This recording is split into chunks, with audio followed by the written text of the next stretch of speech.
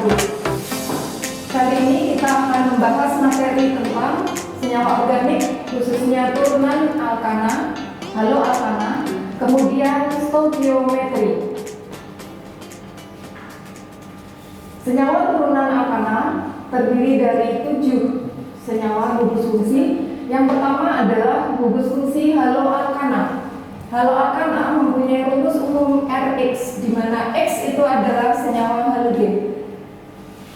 Halogen terdiri atas F, Cl, Br, dan I. Kemudian alkanol. Alkanol mempunyai rumus umum ROH, di mana R di sini adalah senyawa alkil, gugus alkil. Kemudian yang ketiga adalah eter atau alkoksi-alkana. Alkoksi-alkana mempunyai rumus umum ROR. Kemudian yang keempat adalah aldehid dengan rumus umum RCOH. Yang kelima adalah keton ataupun alkanon. Rumus umumnya adalah RCOR. Yang keenam adalah asam karboksilat atau asam alkanoat. Rumus umumnya adalah RCOOH. Yang terakhir adalah ester atau alkil alkanoat dengan rumus umum RCOOR. Kemudian yang kedua kita membahas tentang isomer fungsi. Alkanol itu berisomer fungsi dengan alkoksi alkana atau eter. Jadi, alkoksi alkana dan alkanol itu mempunyai rumus molekul yang sama tetapi mempunyai gugus fungsi yang berbeda. Begitu juga pada senyawa yang berisomer fungsi yang kedua, yaitu aldehid dan alkanon ataupun keton. Aldehid dan keton itu mempunyai rumus umum atau rumus molekul yang sama tetapi rumus struktur ataupun fungsinya berbeda. Kemudian yang ketiga, asam karboksilat dan alkil alkanoat itu mempunyai rumus molekul yang sama tetapi gugus fungsinya berbeda. Kemudian yang ketiga mengenai identifikasi gugus fungsi.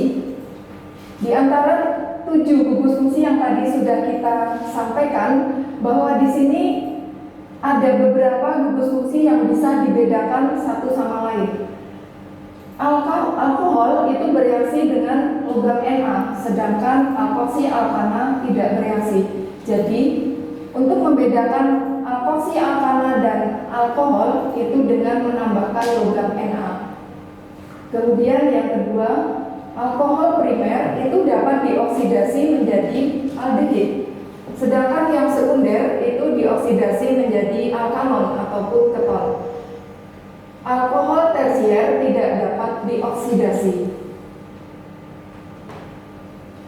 Kemudian aldehid itu mudah dioksidasi menghasilkan asam karboksilat.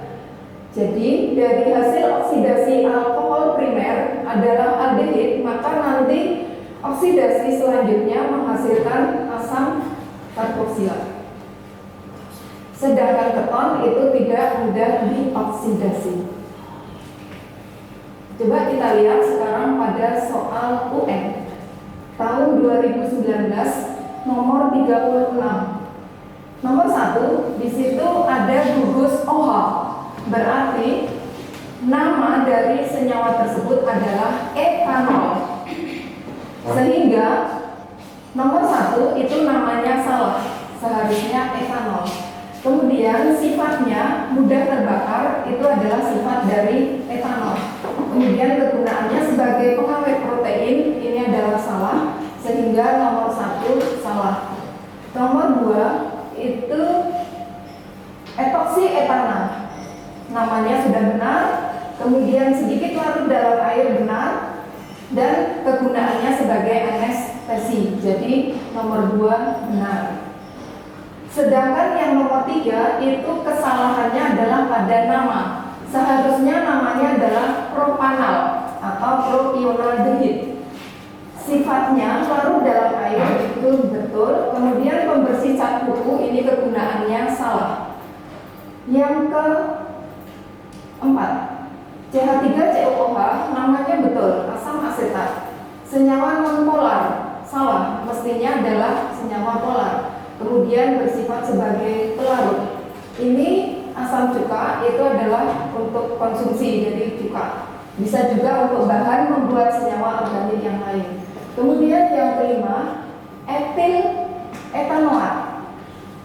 Etil etanoat ini namanya salah, seharusnya etil metanoat. Sifatnya mudah menguap. Sedangkan kegunaannya sudah betul. Jadi jawabannya adalah B. Di sini sudah saya tuliskan. Kita lanjut ke soal nomor 37. Perhatikan nama-nama senyawa karbon berikut 1, 2, 3, 4. Untuk yang nomor 1,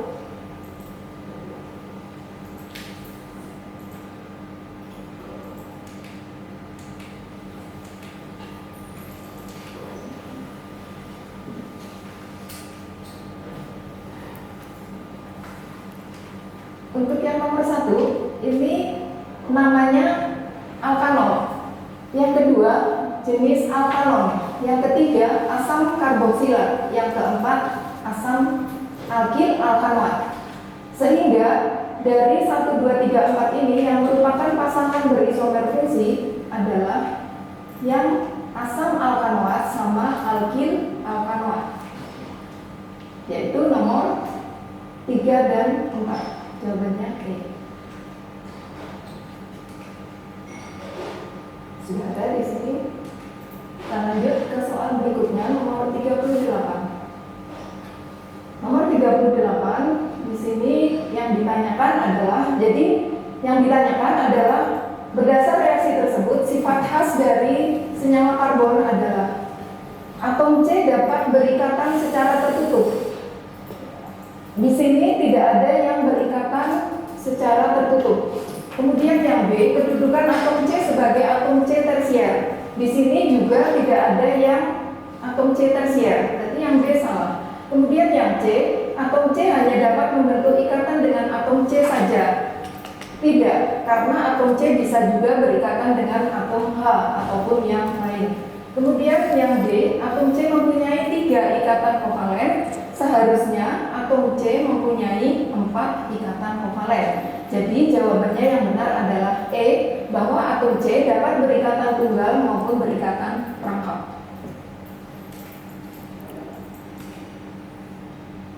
39. Perhatikan rumus struktur berikut. Yang ditanyakan adalah berapa jumlah atom C primer dan C tersier.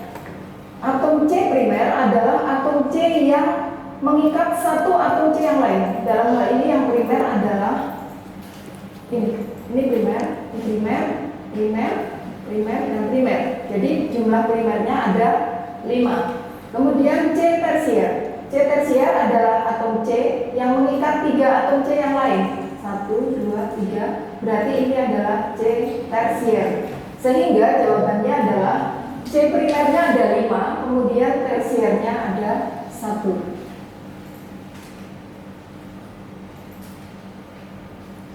Soal nomor 40. Ada 2 senyawa X dan Y. Yang pertama, ini termasuk gugus fungsi aldehid. Yang kedua, termasuk gugus fungsi alkanon ataupun keton. Senyawa X dengan reaksi tolen akan menghasilkan endapan cermin perak. Sedangkan Y dengan Pd menghasilkan endapan merah bata.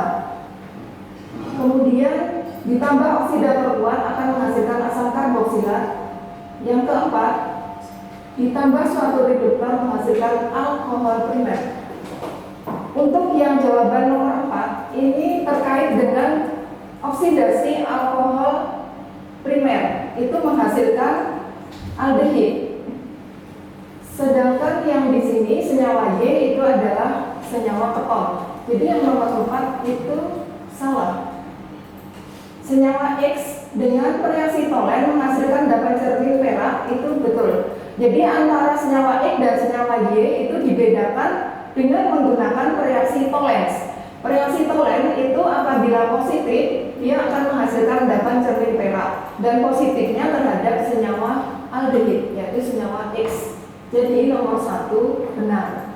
Kemudian nomor 2, senyawa Y ditambah dengan Fehling akan menghasilkan endapan merah bata. Ini jawaban yang salah karena senyawa Y itu tidak bereaksi dengan reaksi Fehling. Kemudian senyawa X ditambah oksidator kuat akan menghasilkan asam karboksilat. Ini seperti yang sudah kita bahas sebelumnya, bahwa aldehid itu kalau dioksidasi menghasilkan asam karboksilat. Jadi jawabannya 1 dan 3.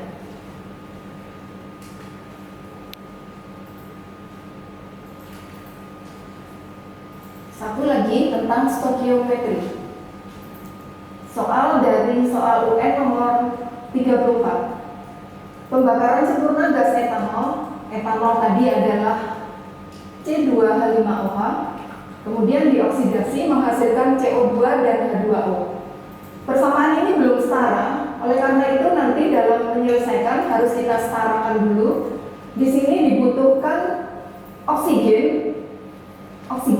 Ini soalnya kurang oksigen sebanyak 5,6 liter, sedangkan etanol yang dibakar itu adalah 1,12 liter dalam keadaan standar. Nah, kedua senyawa ini harus kita hitung jumlah molnya masing-masing. Untuk etanol yang dibakar 1,12 ini harus kita bagi dengan 22,4 sehingga menghasilkan 0,05 mol. Coba kita lihat pada pembahasan berikut. Yang pertama, kita harus menyetarakan persamaan reaksi dulu. Persamaan reaksi yang setara adalah di sini oksigennya 3, kemudian CO2-nya 2. Ini ada kesalahan sedikit ya, ini harusnya tanda panah. Kemudian H2O-nya 3. Sehingga oksigen yang diperlukan itu adalah 5,6 dibagi 22,4 adalah 0,25 mol. Sedangkan etanol yang dibakar adalah 1,12 dibagi 22,4 adalah 0,05 mol. Nah, mana yang habis bereaksi sebagai pembatas? Di sini kita bagi dengan koefisiennya. Oksigennya 0,25 kita bagi 3.